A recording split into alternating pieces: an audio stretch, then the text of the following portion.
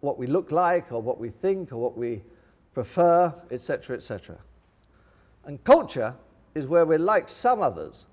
This is our culture. We share it with some, but not with others. And it can be a national and ethnic thing. So you're in a country, you have a culture. It can be a particular employer. Different employers have different cultures in the company. It can be different functions. If you're in an organization, the marketing people may well be different from the finance people. And even on a team, you can have half a dozen people on a team, and you'll find that different cultures are impacting on the decisions that are made.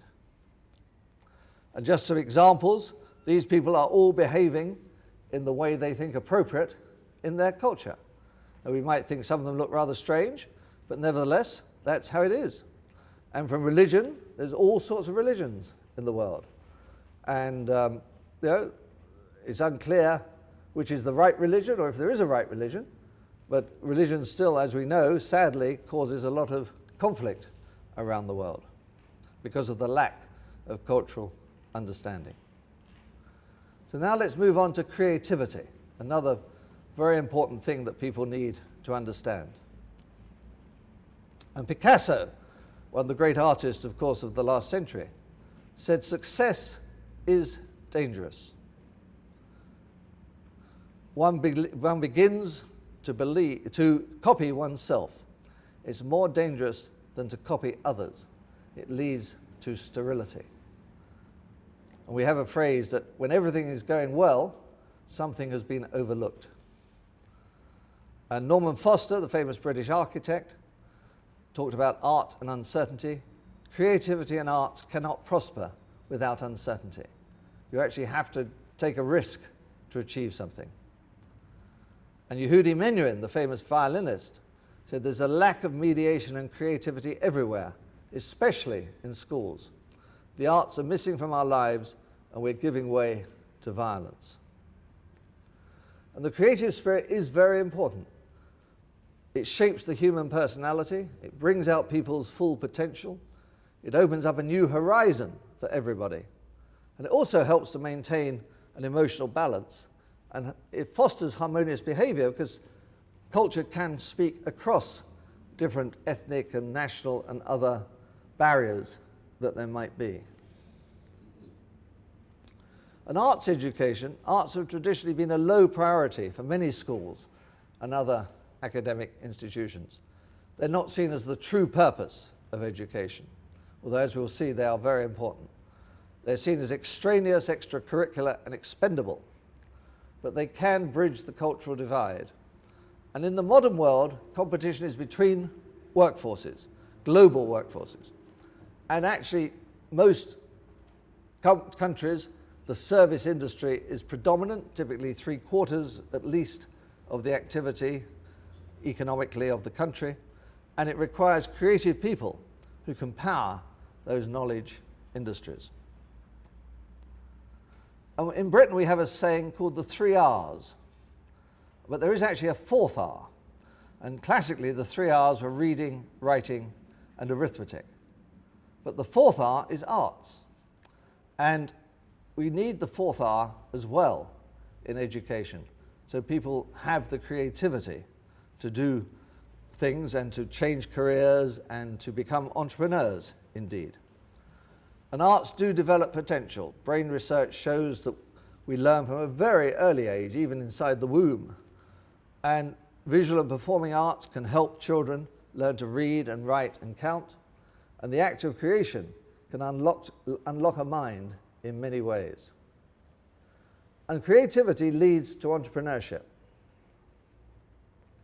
Darwin, another great Cambridge graduate, was right. The fittest survive. That's how the economy works. This is the Judge Business School at Cambridge, where Milena and others spent their time, and we take very seriously the entrepreneurship side.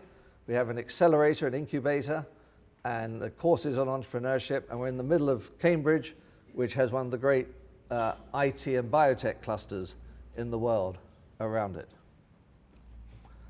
And there was a book called The Naked Ape, written some decades ago by Desmond Norris. And he looked at the difference between humans and animals, and indeed the similarities. And he talked about when we were millions of years ago living in caves or living out on the savannas, on the prairies, and how tough it was. And in one sentence he says it was very difficult. We had to take the main chance, we had to do what we thought was best, we had to seize every opportunity we could find. And that is a remarkably good description of an entrepreneur. And because it's deep in our genes, it's true around the world. Even at the height of the communist era in China, there were still kids up on the Great Wall selling little toys and dolls and things to make a bit of money. It's deep in everybody, entrepreneurship. And Adam Smith, who we met earlier, probably the most famous sentence in economics, is not from the benevolence of the butcher, the brewer, or the baker that we expect our dinner, but from their regard to their own self-interest. We address ourselves not to their humanity, but to their self-love.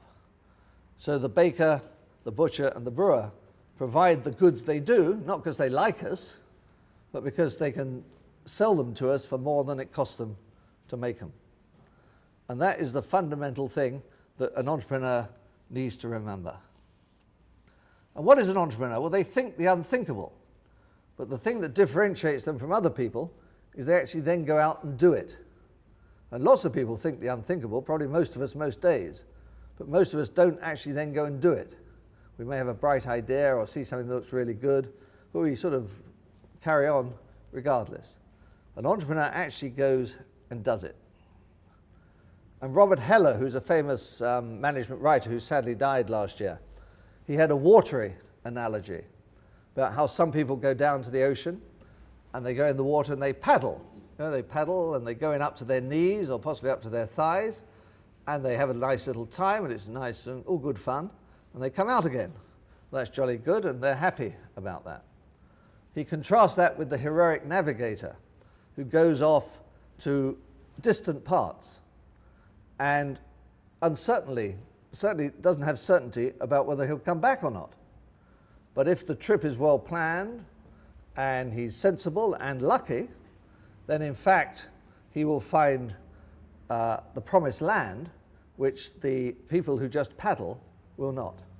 And obviously the analogy is between those who just take it easy and whatever life sends along, and those who go out and really have a go.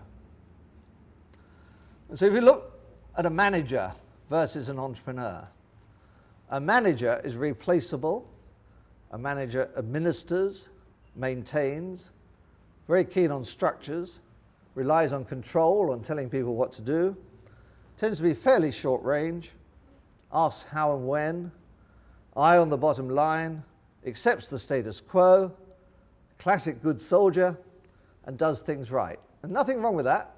And in fact, if most people weren't like that, all our societies would collapse. We need people who are happy being managers and just doing the same thing every day. But the entrepreneur is very different.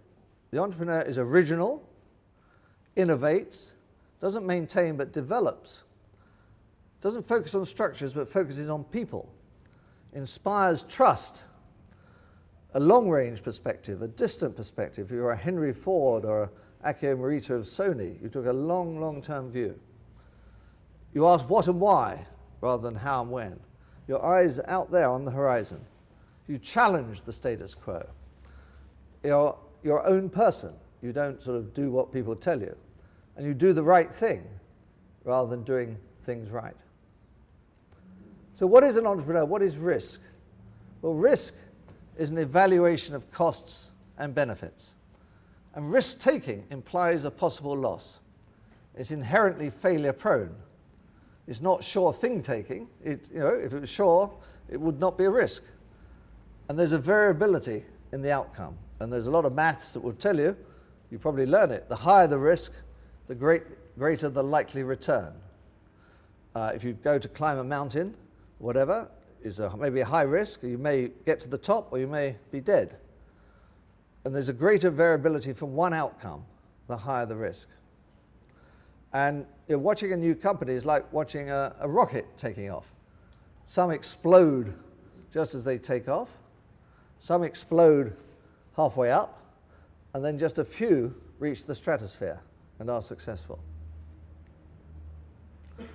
And success cannot be easily predicted. If you want to cross an ocean or climb a mountain or whatever it is, or found a company, you can't be certain, because many are called, but few are very successful. And like exploration, we can't, before you start, gauge success. You don't know what's actually going to happen when you set out. And that applies to all new ideas and projects, not just in business, but in government, in charities, in any organization. If you're going to innovate, there will be a risk. And you've got to take it sensibly, not be too big a risk, but enough risk that you will get what you want and get, hopefully, a reward. And we have to take risks. Somebody has to take risk, because it's an inherent part of progress. If we all did exactly the same as what we did yesterday, there clearly would be no progress. If nobody thought of a new thing to do, there would not be any progress. So risk is absolutely essential to our development. Now there's this group of people. Who would want to invest in this lot? Rather strange lot. I think so. You may have spotted what the point is. And this is the Microsoft team photo from 1978 with a young chap called Bill Gates in the bottom left-hand corner. And if you'd invested your 10,000 dinars or whatever at that stage, you certainly wouldn't be sitting here now. But that's the Microsoft team, so it takes all sorts. And Theodore Roosevelt said, the only man who never makes a mistake is the man who never does anything. And I'm sure that applies to the female gender as well. And Mark Twain, 20 years from now, you'll be more disappointed by the things you didn't do than by the ones that you did do. So throw off the bowlines, sail away from the safe harbor, catch the trade winds in your sails, explore, dream, and discover. And Rosabeth Moss Kanter, who's from the New Cambridge, known as Harvard, on the other side of the pond, said this new type of hero must learn to operate without the might of the hierarchy behind them. The crutch of authority must be thrown away and replaced by their own ability to make relationships, use influence, and work with others to achieve results. And that's what entrepreneurship is all about. So just thinking about you, your life, you will hopefully get degrees and diplomas and certificates, etc., etc. But they're not only a reward for your hard work, but they're also a challenge. What are you going to do with your talents? What do you want to achieve? What do you want to change? How are you going to shape the world? And who are you going to help apart from yourself? You need to ask those questions. Because we only get one chance. College is something you complete, but life is something you experience. In life, there is no core curriculum. There's not somebody saying you've got to do this course or that course. The whole world is an elective. You can do what the hell you like. And your choices are infinite, but the results are uncertain. And life is not a dress rehearsal. It is the main event. We only get one chance, so you should make as much of it as you can. But don't be totally career-oriented. Have some sort of balance. And if you think of 5 balls and juggling 5 balls in the air, and the balls are work, family, friends, health, and spirit. You try and keep them all up there at once. It's difficult in the real world. But if you drop the work ball, you'll usually find, especially if you've got a good education, that it's a sort of rubber ball. It will bounce back. You might get sacked or the company might go bankrupt or whatever happens, but you've got a sporting chance of getting another job. But the other 4 balls, the family, the friends, the health, and the spirit, you should look at as made of glass. Because if you drop one of those, they'll be scuffed or damaged or even shattered. They'll never be the same. So try to understand that, and as well as being entrepreneurial and wonderful and businesslike, also strive for balance in your life. And even Bill Gates doesn't get it his way all the time, as we see here. So what matters most is how you see yourself. Are you a pussycat or are you a lion? When you look in the mirror, what do you see? Some timid little thing or somebody who's going to conquer the world? So let me leave you just finally with some advice from Paul Getty, one of the first billionaires in the world. And he was asked what advice he would give to young people so that they could be as successful as he was. He said, well, there are three things. Firstly, get up early. Secondly, work very hard. And thirdly, find oil. Thank you.